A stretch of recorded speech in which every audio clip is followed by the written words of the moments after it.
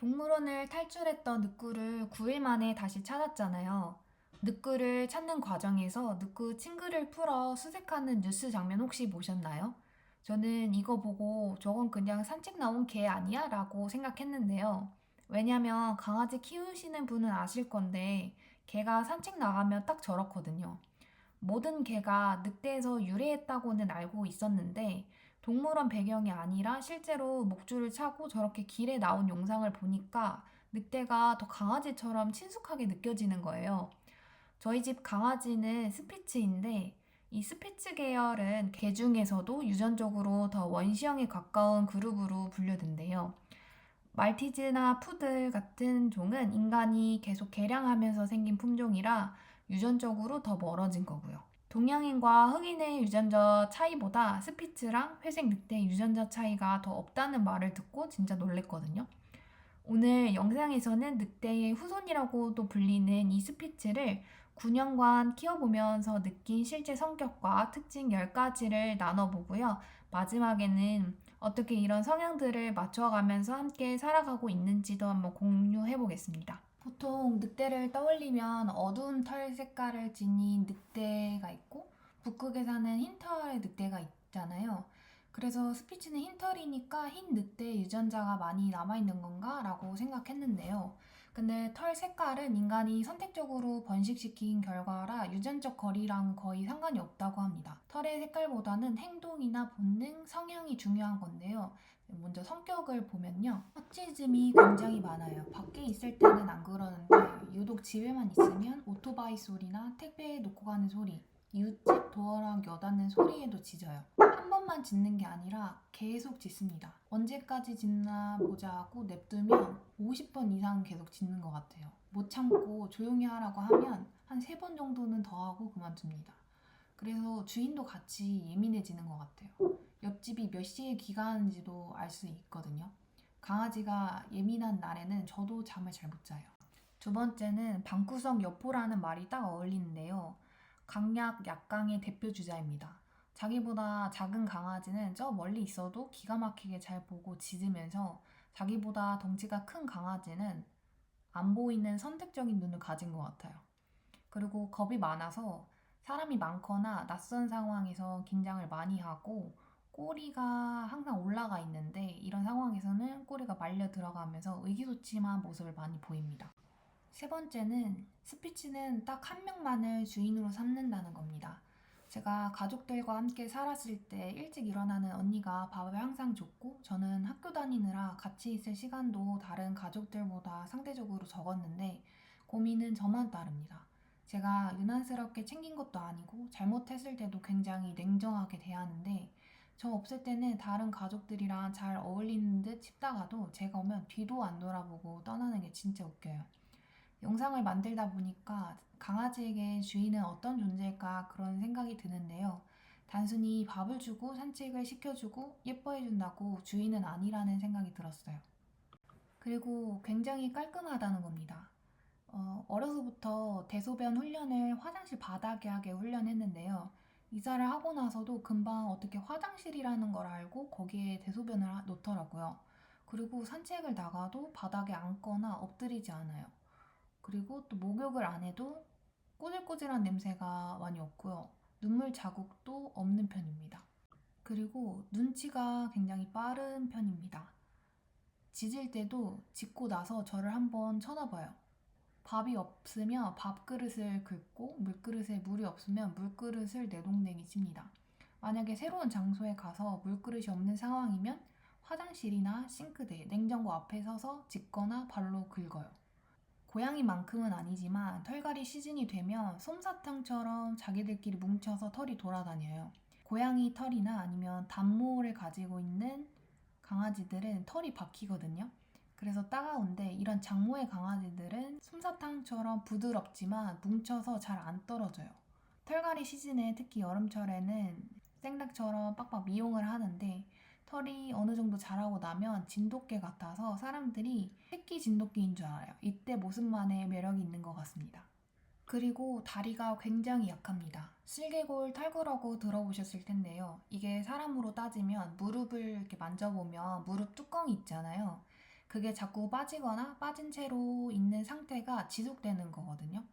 고미는 아기 때 양쪽 다리 모두 수술했는데요. 한쪽은 계단을 내려오다가 그리고 한쪽은 소파에 있던 고미가 바닥에 앉아서 소파를 기대고 있던 저의 어깨를 타고 내려오다가 탈구됐습니다. 너무 어이없이 양쪽이 탈구되어서 일부러 펫샵에서 다리를 약하게 개량한 건 아닌가 하는 음모론까지 들더라고요. 그때는 학생이라 돈이 없었고 부모님도 걔는 개답게 키워야지 하는 생각이셨어서 병원에서 몇백이나 되는 수술비를 듣고 정말 청천벽력이었습니다. 여러 병원에 전화를 해서 가격을 문의하고 불필요한 입원으로 입원비를 청구하지 않는 병원에서 진행했습니다. 그렇게 8년이 지났는데 이제는 나이가 들어서 다리가 생생하지 않은 느낌이 들어요. 어느 순간 걷는 것도 어눌하고 잘 못 뛰는 걸 보고 사람처럼 막 피부가 주름이 지고 성숙한 얼굴로 바뀌지 않아서 나이가 드는지 잘 못 알아채지만 나이가 많이 들었구나, 잘 챙겨줘야겠다는 생각이 많이 드는 요즘입니다. 그리고 스피츠는 사회성이 높은 견종이 아니거든요.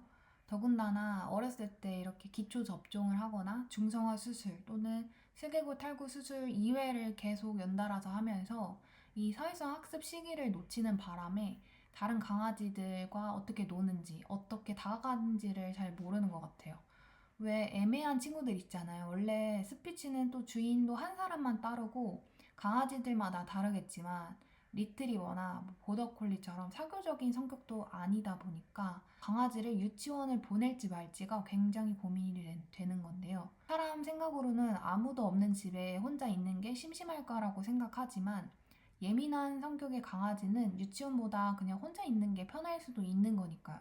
그리고 유치원에서는 그런 말은 안 해주고 무조건 유치원을 추천하잖아요. 지금은 일주일에 한 번 그룹 산책만 나가게 하고 있는데 다녀오면 기분 좋아하는 것 같긴 해요. 마지막 특징은 이 모든 단점들을 상쇄시키는 미모입니다. 볼 때마다 항상 느낍니다. 진짜 예쁘다, 귀엽다. 그리고 어딜 가도 예쁘다는 소리를 듣고 삽니다. 근데 예쁘다고 쳐다보고 말을 걸면 으르렁거립니다. 처음에는 이렇게 집에서도 작은 소리에 너무 짖어서 가족들에게도 집에 온 손님이나 이웃들에게도 난감한 상황이 굉장히 많았어요. 고치려고 훈련하고 또 다그치면 저도 스트레스를 정말 많이 받았는데 지금은 그래도 많이 나아졌지만 스피치의 특성상 예민함과 이 짖음은 완벽히 없어지진 않더라고요. 그래서 이제는 너는 원래 이런 성격이지 인정하고 아예 그런 상황을 만들지 않도록 하고 있어요.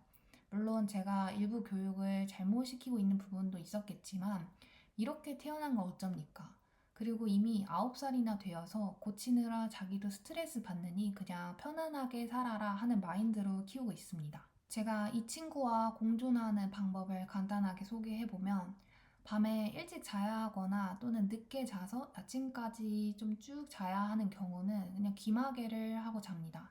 처음에는 한 세트씩 사놨는데 자꾸 사라지는 거예요. 알고 보니까 그걸 가져가서 씹어먹고 내팽겨치거나 아니면 삼켜서 병과 함께 나오는 걸 봤습니다. 그래서 저는 대용량으로 주문해 놓습니다. 또 집에서 업무를 봐야 하는데 자꾸 짖어서 집중을 못할 때가 있어요. 그럴 때는 흥분이 가라앉을 때까지 입마개를 시켜 놓는데요. 그러면 자기도 아는 것 같아요. 짖으면 안 된다는 걸요.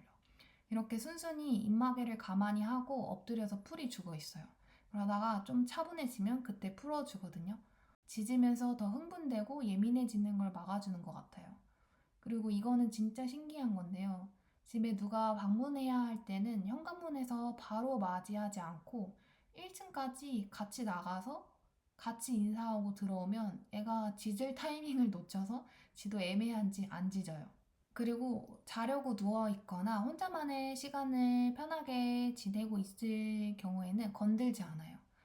그래도 정말 만지고 싶으면 2번 정도는 만지지만 더 이상 만지지 않습니다. 우리도 자려고 누웠는데 자꾸 말 걸고 건드리면 귀찮잖아요. 또 밤중에 화장실을 갈 때는 저의 행동을 예상할 수 있게 침대에서 천천히 일어나서 발을 천천히 내려놓고 천천히 움직여서 방을 나갑니다. 그리고 당연히 쿠팡이츠 배달 문구는 문 앞에 두고 가주세요이지만 기사님이 문 앞에 오는 발걸음 소리를 듣고 짖기 때문에 초인종이나 알림 없이도 도착했다는 것을 알 수 있습니다. 그리고 또 산책할 때는 댕댕이가 없는 쪽으로 많이 데려가고 혹시 마주칠 상황이 생기면 들어서 눈을 가려서 못 보게 해요. 누가 보면 왜 저러고 사나 웃기기도 하겠지만 이게 저희 둘이 예민하지 않게 같이 살아가는 방법인 것 같아요. 스피치를 키우시는 견주분들은 많이 공감이 되셨을 것 같아요. 그리고 또 스피치를 키우려고 생각하시는 분들에게도 도움이 됐으면 좋겠습니다. 뭘까? 뭘까?